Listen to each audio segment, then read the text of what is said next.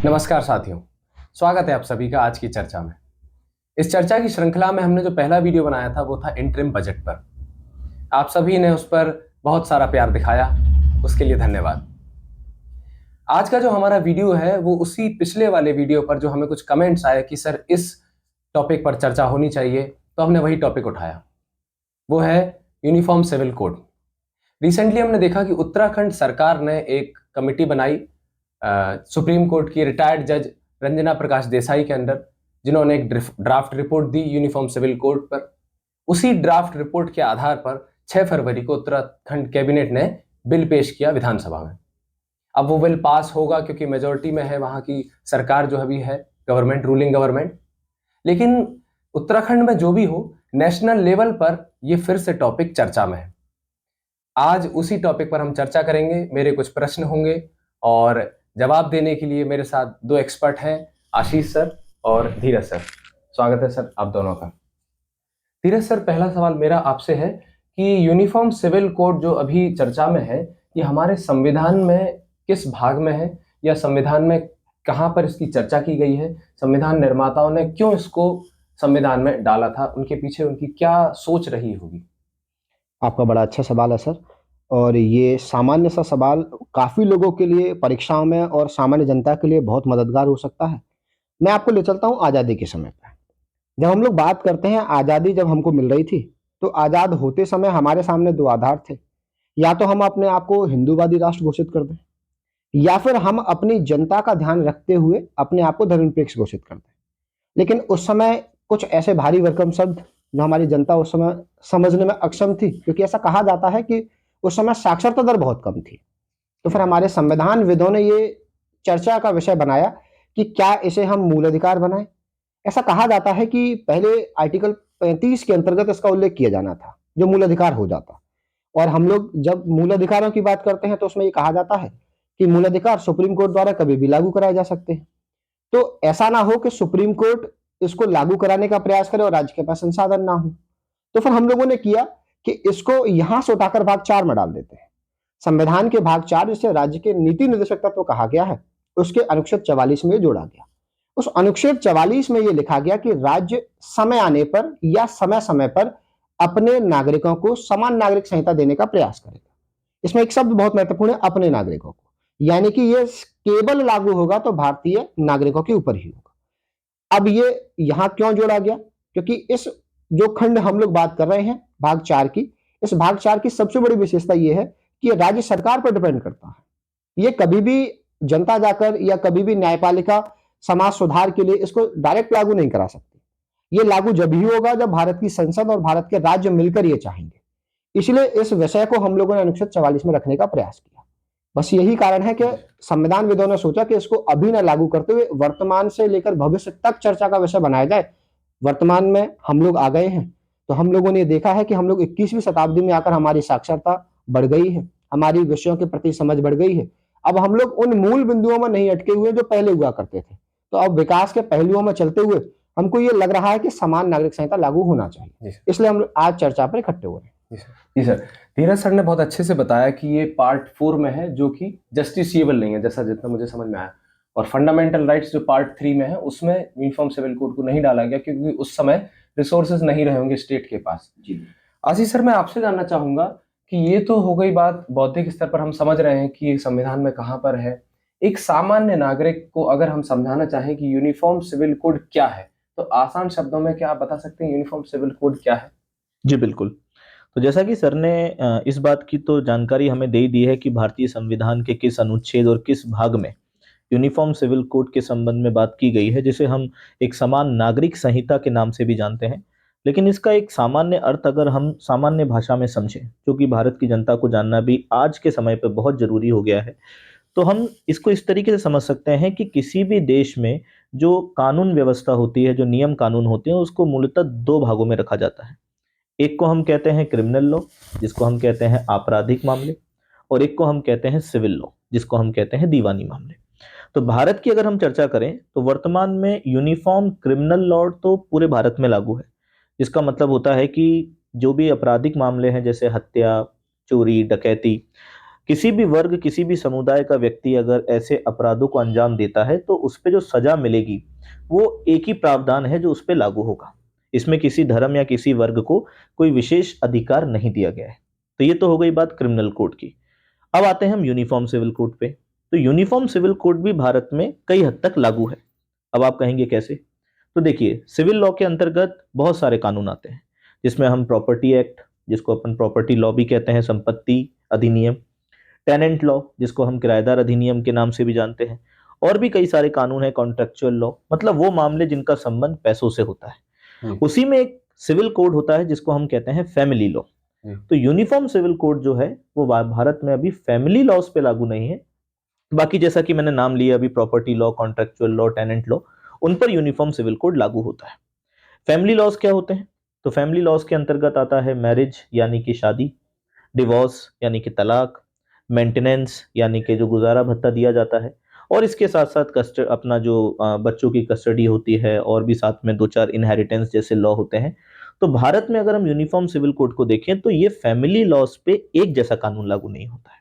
जैसे कि भारत में धर्म की बात हम करते हैं, हिंदू लॉ है, मुस्लिम लॉ है, तो फैमिली लॉज में जो हिंदू लॉ है उनमें आप देखेंगे तो विवाह को लेकर अलग परंपरा है, मुस्लिम लॉ है उसमें विवाह को लेकर अलग परंपरा है।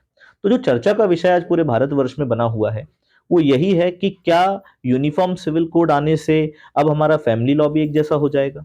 क्या एक जैसी ही विवाह पद्धति भारत में लागू होगी, या फिर एक जैसे ही तलाक, जिसको हम डाइवोर्स भी कहते हैं, उसी प्रणाली से दिया जाएगा? क्योंकि वर्तमान में यदि देखा जाए तो मुस्लिम और हिंदू रिलीजन, अगर हम इन दोनों को देखते हैं तो दोनों में ये रिचुअल्स और कस्टम जो है वो अलग अलग तरीके से देखा जाता है। तो यूनिफॉर्म सिविल कोड को अगर एक सामान्य डेफिनेशन के फॉर्म में अगर हम समझें तो इसको हम ऐसे कह सकते हैं कि अ same legal framework that will apply over all citizens, मतलब एक ऐसा कानून जो सब पर एक जैसा लागू हो, जिसमें मैरिज, आपका डिवोर्स, आपका मेंटेनेंस, आपका चिल्ड्रन कस्टडी, सब पे एक जैसा कानून लागू होता है। तो ये होता है यूनिफॉर्म सिविल कोड। जी सर, आपने सर एक बहुत ही इंटरेस्टिंग डायमेंशन उठाया कि लोगों में एक ये भ्रांति है, कंफ्यूजन आ रहा है कि इस यूनिफॉर्म सिविल कोड आने से क्या सबके विवाह की पद्धतियां एक जैसी हो जाएंगी, क्योंकि धर्म तो सबके अलग हैं, पंथ अलग हैं, सब कुछ अलग है। मैं इस चीज़ पर फिर से आऊँगा। इससे पहले सर मैं धीरज सर से जानना चाहूँगा कि भारत में तो ये चर्चा में बना हुआ है यूनिफॉर्म सिविल कोड, अगर हम भारत से बाहर जाएं तो विश्व स्तर पर इस अवधारणा के बारे में क्या क्या लोगों के मत हैं? कोई ऐसा देश जिसने यूनिफॉर्म सिविल कोड लाया है? क्या यूनिफॉर्म सिविल कोड के बारे में देश सोचते हैं कि सच में इसकी ज़रूरत है या नहीं है? थोड़ा आप इस बारे में बताइए। जी सर, आपका सवाल बहुत अच्छा है, क्योंकि ये सवाल केवल भारत के लिए नहीं हो रहा है। जब यूसीसी लागू होगा तो हम कहीं न कहीं वैश्वीकरण में भी शामिल हो जाएँगे, क्योंकि जब हम संपूर्ण विश्व को देखते हैं, तो उस विश्व में और हमारे अंदर थोड़ी-सी अलग-अलग अंतर नज़र आते हैं। जैसे हम लोग बात करें कि भारत की यदि हम लोग अगर विशेषता देख रहे होंगे, तो उस विशेषता में ये कहा जाता है कि विविधता ही सबसे बड़ा विशेषता है भारत की। इस विविधता के अंतर्गत कई सारे लोग आते हैं। उस कई सारे लोगों में आपने देखा होगा सभी की अलग-अलग जातियाँ हो सकती हैं, धर्म हो सकते हैं, वर्ग हो सकते हैं, समुदाय हो सकते हैं। और ऐसे ही सारी चीज़ें यदि हम विदेशों में देखें या हम लोग वैश्वीकरण के दौर में बाकी के विश्व में देखना चाह रहे हैं, तो अधिकांश विश्व में ये देखने का प्रयास किया जाता है कि राज्यों में लगभग या तो एक धर्म होगा जो बहुसंख्यक होगा, या फिर दूसरा धर्म होगा जो लगभग उसके साथ सहयोग कर रहा होगा। इसीलिए वहाँ कुछ ऐसे एग्जाम्पल या कुछ ऐसा चर्चा का विषय कम रहता है। जैसे हम लोग एक एग्जाम्पल यदि लेना चाहें तो हम लोग जर्मनी का ले सकते हैं, हम लोग फ्रांस का ले सकते हैं, लेकिन वहाँ लागू करने से पहले वहाँ ये समझाया गया कि क्रिमिनल लॉ के साथ साथ सिविल लॉ क्यों आवश्यक है। फिर दोनों के बीच समन्वय किया गया और समाज को जागरूकता दी गई। लेकिन यदि हम भारत के सिनेरियो देखने का प्रयास करेंगे तो भारत में हमको ये समझना है कि क्या भारत में वैसे ही लागू हो जाएंगे ठीक तरीके से, या फिर इसकी कोई प्रोसेस हो सकती है। तो हम लोग जब भारत की ओर आते हैं तो हमको ये देखना पड़ेगा कि भारत में लागू करने से पहले हमें किन किन मुद्दों पर ध्यान देना है। इसीलिए यहाँ ये कहा गया कि सबसे पहले लोगों में जागरूकता लानी चाहिए, लोगों के बीच समन्वय का प्रयास करना चाहिए। इसीलिए आपने ये नोटिस किया होगा कि पिछले कुछ समय में हमारी सरकारें बहुत प्रयास कर रही हैं। जैसे वर्तमान में हमारी सरकारों ने ये कहा कि धीरे-धीरे जैसे हम लोग आगे बढ़ रहे हैं, तो हम लोग उत्तराखंड सरकार के द्वारा इस पर चर्चा की गई। हो सकता है आगामी समय के अंतर्गत मध्य प्रदेश सरकार इस पर चर्चा करे। हो सकता है कि आगे आने वाले समय में संपूर्ण भारत में ये लागू हो जाए, और इसी का एक अच्छा प्रयास हमें ये देखने मिल रहा है कि हमारी सरकार के जो मुखिया नजर आ रहे हैं, प्रधानमंत्री जी, वो लगातार हर समूह के साथ मिलकर, हर धार्मिक समूह के साथ मिलकर उनके त्योहारों में शामिल होते हैं, जिससे लगभग समन्वय का भाव नजर आता है। और इस समन्वय का आधार या इन समन्वय के आधार पर ही हम आगे बढ़ के यूसीसी की ओर जा सकते हैं। तो ये समझ लीजिए कि विश्व में समन्वय पहले से मौजूद था, भारत में समन्वय की आवश्यकता है। बस इस समन्वय के रास्ते पर चलकर हम लोग यूसीसी पहुंच सकते हैं। जी सर। तो अब मैं आशीष सर से जानना चाहूंगा सर, उत्तराखंड में अभी यूनिफॉर्म सिविल कोड को लेकर हमने देखा कि ड्राफ्ट रिपोर्ट भी आई, बिल भी आया। थोड़ा आप ब्रीफ में बताइए कि उत्तराखंड में इस समय क्या चल रहा है यूसीसी को लेकर। जी, तो जैसा कि अभी हम देख रहे हैं कि अखबारों की सुर्खियां हो, चाहे सोशल मीडिया कंटेंट हो, सभी जगह पर केवल एक ही चीज़ देखी जा रही है कि उत्तराखंड में यूनिफॉर्म सिविल कोड जो लागू किया जा रहा है वो प्रोग्रेसिव रहेगा या रिग्रेसिव रहेगा। उसमें जो बिंदुओं को हाईलाइट किया गया है वो एक आम नागरिक के समझ में कितना आया है और उसको लोग धर्म से रिलेट कैसे कर रहे हैं। तो सबसे पहले तो हम इसको थोड़ा सा और डिटेल में समझते हैं। तो 2014 में जब मोदी सरकार अपना पहला कैंपेन कर रही थी यूनियन गवर्नमेंट को लेकर, तो उन्होंने 3 एजेंडास को डिफाइन किया था। उनकी जो 3 एजेंडा मैनिफेस्टो में लिखे गए थे, तो उसमें पहला एजेंडा उनका 370 था, जो कि जम्मू कश्मीर को लेके था, तो उस पर उन्होंने पूरा कार्य कर दिया। दूसरा एजेंडा जो था वो राम मंदिर को लेके था, तो अभी हाल ही में आपने देखा होगा प्राण प्रतिष्ठा भी हो गई है। और तीसरा एजेंडा जो मोदी सरकार का रहा वो यूनिफॉर्म सिविल कोड का ही था। तो ये बात तो ऐसा नहीं है कि चर्चा में हाल ही में आई हो, ये बहुत लंबे समय से चर्चा में थी और इसका अनुमान भी लगाया जा रहा था कि 2024 के चुनाव से पहले आप लोग इस चीज को कहीं ना कहीं देखेंगे। अब आते हैं हम उत्तराखंड सरकार की ओर। तो 2022 में जब उत्तराखंड सरकार, जो कि पुष्कर सिंह धामी मुख्यमंत्री रहे हैं, अभी भी हैं, तो उन्होंने 2022 में ही इस चीज को प्लान करने में रख दिया था। जैसे कि आपने बताया कि उन्होंने एक former chief justice of supreme court की अध्यक्षता में एक 5 सदस्यों की टीम बनाई और उनसे ये कहा गया कि हमें किस प्रकार का एक यूनिफॉर्म सिविल कोड जो यूनिफॉर्मिटी क्रिएट करे उस स्टेट में, उसको लागू किया जाए। तो उसका काम उन्होंने बहुत बेहतरीन तरीके से किया और मंगलवार के दिन, शायद आपने सुना भी होगा, बड़े गर्व से उन्होंने ये कहा था कि भारत में स्वतंत्रता के बाद उत्तराखंड वो पहला राज्य होगा जो यूनिफॉर्म सिविल कोड को इम्प्लीमेंट करने जा रहा है। रही बात, अगर हम बात करें तो उत्तराखंड ही इसमें रेस में आगे नहीं है। अगर आप थोड़ा सा इस पे विशेष ध्यान दें तो मध्य प्रदेश में भी इस प्रकार की एक कमेटी बन चुकी है और गुजरात में भी इस प्रकार की एक कमेटी बन चुकी है। तो ये तो अभी पहल हुई है उत्तराखंड, अगला जो स्टेट है वो मध्य प्रदेश ही रहेगा और तीसरा जो स्टेट होगा वो गुजरात रहेगा। और गोवा, जो कि एक पीएससी का क्वेश्चन भी बनता है कि भारत में अभी तक वो कौन सा स्टेट है जहां पे यूनिफॉर्म सिविल कोड इंप्लीमेंट है, तो आप देखेंगे तो गोवा वो राज्य है जहां पे यूसीसी पूर्ण रूप से लागू भी है। अब हम बात करते हैं उत्तराखंड की यूनिफॉर्म सिविल कोड की। तो देखो, हर कानून के कुछ नेगेटिव पॉइंट्स होते हैं, कुछ पॉजिटिव पॉइंट्स होते हैं। तो उत्तराखंड के भी यूनिफॉर्म सिविल कोड के कुछ प्रोग्रेसिव पॉइंट्स हैं, कुछ रिग्रेसिव पॉइंट्स हैं। अगर हम पहले बात करें एक्सेम्पशंस की, यानी कि किस तरीके की छूट इस कानून में किन किन लोगों को दी गई है, तो सबसे पहले तो यूनिफॉर्म सिविल कोड वहां के ट्राइबल्स पे लागू नहीं होगा, जैसा कि आपने सुना भी होगा। दूसरा, एलजीबीटी कम्युनिटी, कहने को ये प्रोग्रेसिव हो सकता था, अगर आप एलजीबीटी कम्युनिटी को भी इसमें डाल देते तो ये कहीं ना कहीं आगे जाके बेनिफिशियल होता, लेकिन उसको भी इसमें छूट दे दी गई है। और सबसे जरूरी बात जो कि उत्तराखंड गवर्नमेंट ने हाईलाइट की है कि इस कानून को लागू होने पर राज्य का कोई भी कस्टम और ट्रेडिशन डैमेज नहीं होगा। तो आप सबसे पहले तो इस चीज को हाईलाइट करिए कि इस कानून से किसी भी धर्म का कस्टम और ट्रेडिशन जो है वो बिल्कुल डैमेज नहीं हो रहा है। तो जो जो लोग आज की डेट में धर्म को लेकर आ रहे हैं या शॉर्ट वीडियोस में जो बोल देते हैं कि इससे हमारा धर्म खतरे में पड़ रहा है, ऐसा कुछ भी नहीं है। पहली बात तो आप ये चीज समझिए। दूसरी चीज, पॉजिटिविटी की अगर हम बात करें कि प्रोग्रेसिव पॉइंट्स क्या हैं, तो प्रोग्रेसिव पॉइंट्स की अगर हम देखें तो इसमें सबसे जरूरी चीज जो कही गई है वो ये है कि अगर आप मैरिज करते हैं, फॉर एन एग्जाम्पल, चाहे वो हिंदू लॉ हो या मुस्लिम लॉ हो, तो मैरिज में आपको अब रजिस्ट्रेशन कराना पड़ेगा। रजिस्ट्रेशन 2 महीने के भीतर होना है। मुझे लगता है ये आज की डेट में होना भी जरूरी है, क्योंकि बहुत सारे केसेस ऐसे आ जाते हैं कि शादी होने के बाद वो इस चीज को कंसिडर भी नहीं करते हैं कि हमारी शादी हुई है। तो अब जब रजिस्टर होंगी चीजें तो कहीं ना कहीं हमारे पास एक लीगल, जिसको अपन कह सकते हैं, एक प्रूफ होगा कि हाँ इनकी मैरिज हुई है। दूसरी चीज, आप लोगों ने एक शब्द सुना होगा, नाजायज औलाद।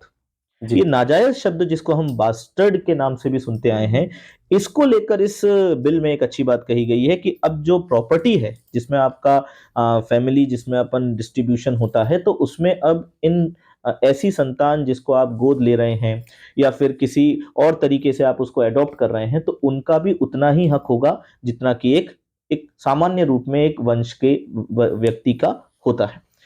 तीसरी चीज जो इस यूनिफॉर्म सिविल कोड में जोड़ी गई है, जो सबसे ज्यादा अभी विवाद का विषय बनी हुई है, वो है live in relationship. Live in relationship को लेकर इस पर्सनल लॉ में एक बात कह दी गई है कि जैसा कि लिव इन रिलेशनशिप में हम सब जानते हैं कि एक ऐसा रिलेशनशिप जिसमें हम मैरिज कंसिडर नहीं कर सकते हैं, बट वो लोग एक दूसरे को समझने के लिए कुछ समय साथ रहना चाहते हैं। लेकिन उत्तराखंड सरकार ने इसको एक अलग ही नजरिए से देखा। उत्तराखंड सरकार का कहना यह है कि अब लिव इन रिलेशनशिप भी मैरिज के रूप में ही कंसिडर की जाएगी। अब वो कैसे? लिव इन रिलेशनशिप के लिए अब आपको उत्तराखंड सरकार को, रजिस्ट्रार को इसकी जानकारी देनी होगी। सबसे पहली बात तो ये है। और सबसे जरूरी बात, अगर आपकी उम्र 21 वर्ष से कम है तो रजिस्ट्रार उसकी रिपोर्ट आपकी फैमिली तक पहुंचाएगा। तीसरी बात, इन केस अगर आपने फोन पे लड़ाई झगड़ा कर लिया या किसी तरीके की कोई वाद विवाद में आपका रिलेशनशिप ब्रेक होता है और उस ब्रेक के बाद आपका कोई संतान, जिसको अपन कह सकते हैं एक बेबी बॉर्न हुआ है, तो वो जो बेबी बॉर्न होगा उसको भी अब इस लीगल राइट के अंतर्गत रखा जाएगा, यानी कि वो भी उसकी संपत्ति का पूरा हकदार बनता है।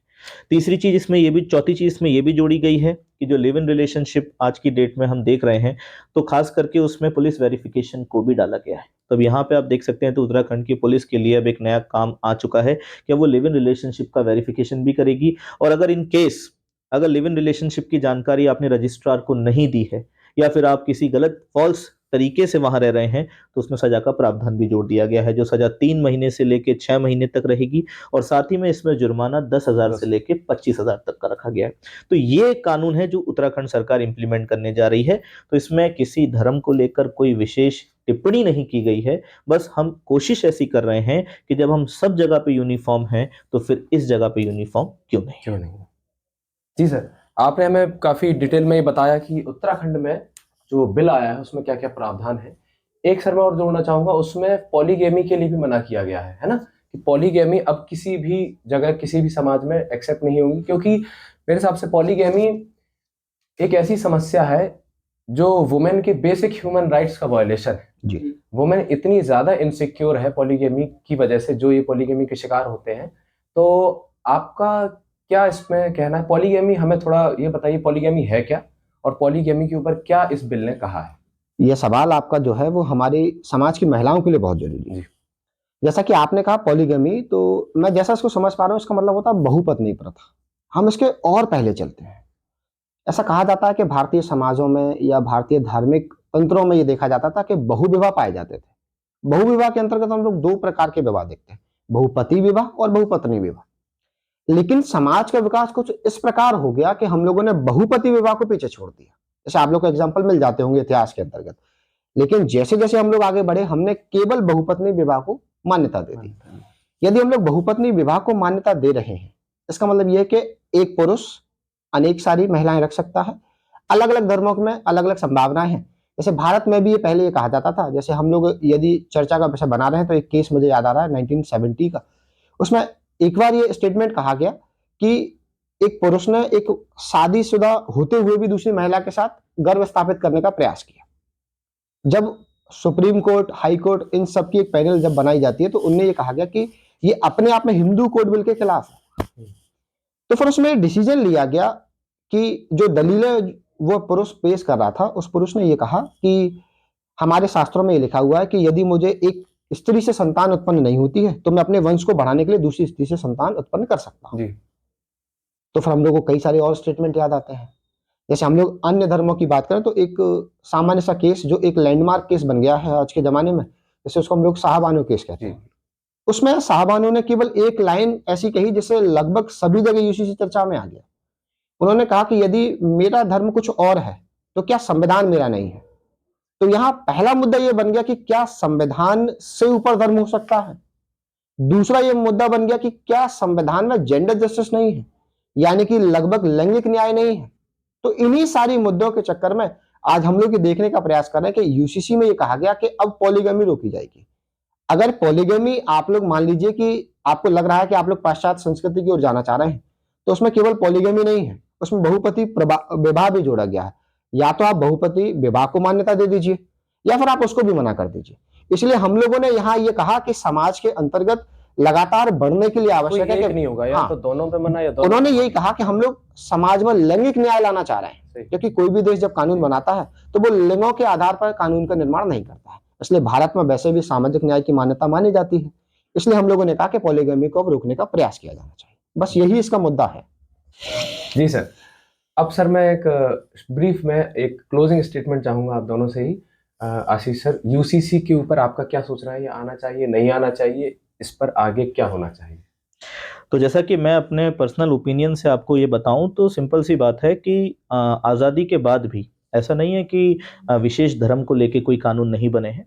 नेहरू सरकार ने भी 1956 में Hindu marriage law, Hindu succession and maintenance act, custody act, कई सारे ऐसे कानून पारित किए हैं जिसमें हिंदू कम्युनिटी को डिफाइन करते हुए कहा गया कि सिख, जैन, बुद्ध ये सभी हिंदू कंसीडर किए जाएंगे और इनको सोसाइटी में अपलिफ्ट कैसे किया जाए एक यूनिफॉर्म लॉ के द्वारा, और उससे काफ़ी समाज में असर भी दिखा। तो अब वो सवाल आ चुका है कि अब हमें जो बचे हुए वर्ग हैं उनके सिविल लॉज में भी यूनिफॉर्मिटी क्रिएट करना चाहिए। तो समय के साथ जब चीज़ें बदलती हैं, समय जब बदलता है, तो हमें अपनी सोच को भी थोड़ा सा बदल लेना चाहिए। तो बस मेरा अंतिम यही स्टेटमेंट होगा कि यूनिफॉर्म सिविल कोड को लेके हमें कोई विवाद नहीं करना चाहिए या किसी चीज़ को अगेंस्ट नहीं ले जाना चाहिए, बल्कि इसको एक समझ के साथ, क्योंकि भविष्य को लेके बात हो रही है और भविष्य को लेके अगर हम संसाधनों की भी बात करें और भी कई सारी चीज़ें इसमें जुड़ जाती हैं, तो अब मुझे लगता है कि यूनिफॉर्म सिविल कोड आना चाहिए। जी सर। तो इसी के साथ अब मैं धीरज सर से उनका एक क्लोजिंग स्टेटमेंट चाहूंगा यूसीसी पर, ये आगे इस पर क्या होना चाहिए? जहां आशीष सर ने अपनी बात समाप्त की, मैं वहां से आगे चलता हूं। आशीष सर ने ये कहा कि भविष्य के लिए जरूरी है। मैं तो ये कहूंगा कि हम लोग अपना भविष्य देख ही नहीं पा रहे। हमारा भविष्य तो हमारे संविधान निर्माताओं ने पहले ही हमको बता दिया। जो प्रस्तावना थी, उस प्रस्तावना में जो हमने शब्द जोड़े, जिसको पंथ निरपेक्षता कहा गया, इसका मतलब यह था कि हमारे पूर्वज हमसे ज्यादा समझदार नजर आ रहे थे और उन्होंने हमको वो ज्ञान दिया भी। अगर हम इस ओर बढ़ रहे हैं तो हमको ये आवश्यक है कि स्वर्णिम भविष्य के लिए हमारे देश के अंतर्गत जल्द से जल्द ये नियम लागू हो जाने चाहिए, जिनमें सभी राज्यों को मिलकर समन्वय स्थापित करना चाहिए। क्योंकि जहां किसी भी देश की कमजोरी धर्म हो सकते हैं, तो क्यों ना हम अपने भारत की इस विविधता को अपनी कमजोरी ना बनाकर अपनी ताकत बना दें। तो जो विशेषता हम जीवन भर से कहते आ रहे हैं, जैसे आपने सुना होगा कि सारे जो संस्कृतियां आ रही थी वो कहीं ना कहीं समाप्त हो गई, तो ऐसी कोई ना कोई बात हम में है जो हम आगे जा रहे हैं। तो इसीलिए आज हम ये चाहेंगे कि लगभग कुछ समय के पश्चात समन्वय के आधार पर यूसीसी लागू होना चाहिए। तो जैसा कि आज के चर्चा से मुझे एक बात याद आती है, एक व्यक्ति मुझे याद आते हैं, राजा राम मोहन राय, जिन्होंने सामाजिक कुरीति सती के लिए अपने परिवार, अपनी माता से भी झगड़ा किया। मेरे हिसाब से यूसीसी का जो विरोध कर रहे हैं, यूसी के समर्थन में भी जो है, उन्हें ये बात समझनी चाहिए कि यूसीसी ना ही किसी के विरोध में है, ना ही किसी पक्ष में है। यदि समाज जिससे हमने हमेशा कुछ लिया है और उस समाज में कोई कुरीति है, जो जैसे पॉलीगैमी की एक कुरीति है, जिससे महिलाओं के बेसिक ह्यूमन राइट्स का वायलेशन है, यदि उसमें वो कुरीति है, तो ये हमारी जिम्मेदारी है कि हम उस समाज की कुरीति को समाप्त करें, ना कि आपस में झगड़ें कि ये कुरीति की जिम्मेदारी आपकी है या आपकी है। संविधान निर्माताओं ने, जैसा सर ने बताया, कि इतने साल पहले ये कहा था कि भविष्य में यूसीसी आना चाहिए। सुप्रीम कोर्ट ने भी एक केस में कहा कि ये दुखद है कि एक डेड लेटर की तरह यूसीसी आर्टिकल 444 में पड़ा हुआ है। तो यूनिफॉर्म सिविल कोड भले के लिए है, जो उत्तराखंड के चीफ मिनिस्टर हैं, उनके इस स्टेटमेंट से पता चलता है। उन्होंने कहा कि यूनिफॉर्म सिविल कोड ना ही केवल यूनिफॉर्मिटी लाएगा, लेकिन बाकी सबको लेने का भी प्रयास करेगा। वो प्रयास करेगा, जैसे उसमें कुछ एक्सेप्शन भी है, जैसे उन्होंने डिग्री ऑफ प्रोहिबिटेड मैरिजेस, जिसमें उन्होंने कुछ कम्युनिटीज में मैरिजेस जो सेम कजन्स में होती हैं उसको अलाउ किया है, एक्सेप्शन है वहां पे। कुछ और कस्टम्स को, जैसे सर ने बताया कि कस्टम्स पर असर नहीं आएगा, लेकिन कुछ बेसिक चीजें हैं वो सभी के लिए समान होनी चाहिए। जिस तरीके से क्रिमिनल लॉज लगभग सभी के लिए समान है, ऐसी ही सामाजिक कुरीतियों को हमें टारगेट करना है यूनिफॉर्म सिविल कोड से। तो इसी के साथ चर्चा को मैं विराम देना चाहूंगा और बने रहिए हमारे साथ और भी ऐसी विषयों पर चर्चा के लिए। और यदि आपको ये वीडियो पसंद आया हो तो लाइक करें, शेयर करें, सब्सक्राइब करें और हमें कमेंट में जरूर बताएं कि अगला विषय कौन सा होना चाहिए जिस पर चर्चा होनी चाहिए। तो बने रहिए हमारे साथ और इस वीडियो को लाइक करें, शेयर करें, चैनल को सब्सक्राइब करें। धन्यवाद।